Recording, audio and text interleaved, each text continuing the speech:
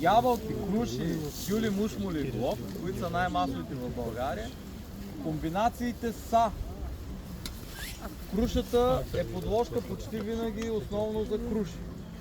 Ябълката е подложка основно и почти винаги за ябълки. Това окам като основно. Въпреки че има и някои добавки, но не са просто силни като присадка.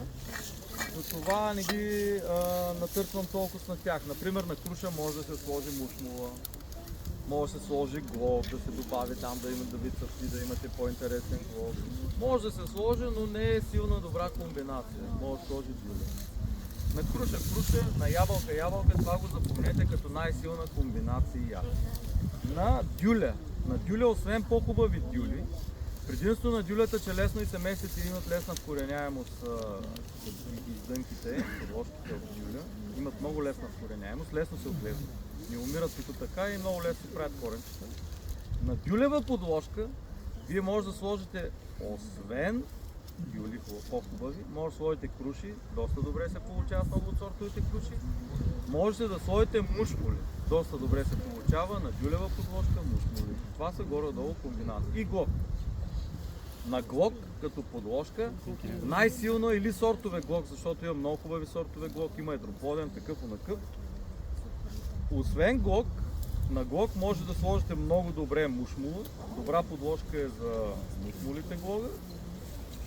И с по-слабо представяне на подложка глок може да направите круша.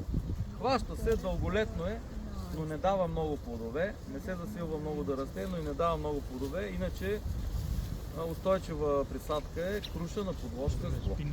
Най-вече на глок казах, глогове и мушмули.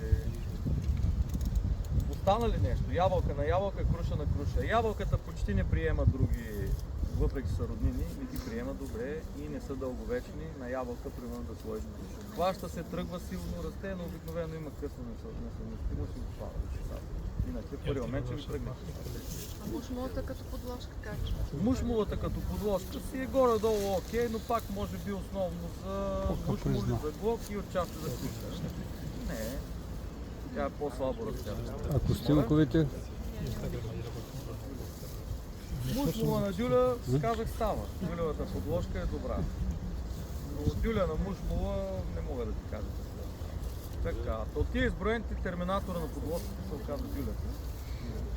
Отделно има такива клонови стандартизирани подложки или инвитро подложки, които обикновено с някакви купични числа.